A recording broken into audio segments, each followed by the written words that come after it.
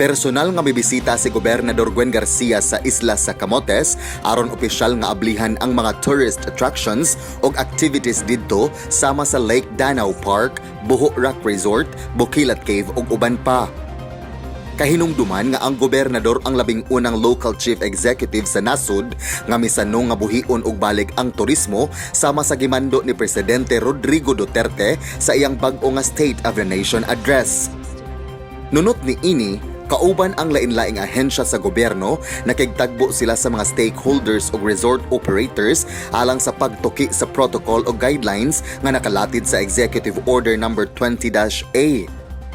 Matod ni Garcia nga kinahanglan nga mabalik na ang tagsa-tagsa kapanginabuhi sa mga katawhan tungod kay ang gobyerno dili na makapadayon pagsustener sa mga panginahanglanon.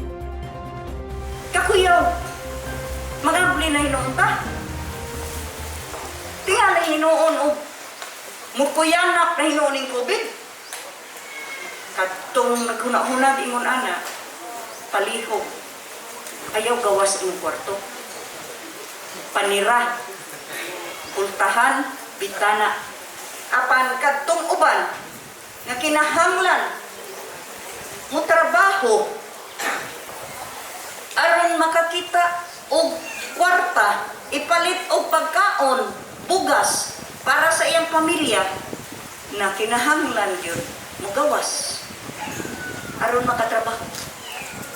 Unya unsaon man nagoy trabaho, kinahanglan gyud kadtong ilang mga gitrabahoan mobalik pagbukas. Gipasabot ni Garcia nga adunay protocols o guidelines ang matag aktibidad sa turismo nga angay sundon sama sa minimum health standards o pag-install sa ultraviolet germicidal light, air purifier ug uban pa.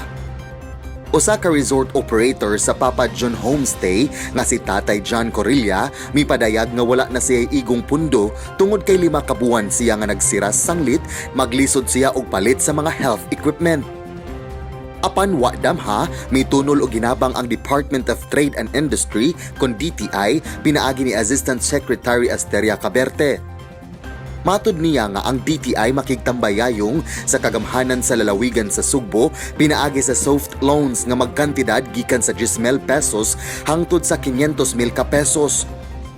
Kini alang sa micro, small ug medium enterprises aron nga makaanam-anam na og bangon ang gagmay nga mga negosyo sa isla. Dugang ni Caberte nga bayaran kini sud sa 2 ka tuig og walay interes o collateral.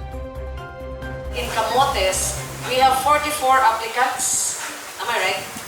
And some have been approved sa among interest-free and collateral-free loans nga among gitanyag para sa atong gagmay nga mga negosyante. Dako kami pasalamat sa ngagingarimi ni Gob o sa iyang mga staff. Nagpasalamat kami dako sa iyang mga programa nga ihatag sa amo. Sumala usab ni Caberte nga mamahimo nga gamiton ang kwarta sa pagpalit sa ultraviolet germicidal light, air purifying system with HEPA filter ug uban pang mga health equipment nga nakalatid sa Executive Order 20-A ni Garcia. Akong hangyo lang, narumo na tugda ang atong kwarta nga gitagatag chance to borrow from government. Alang sa balita sa Sugbo, kini si John Fredson Granada.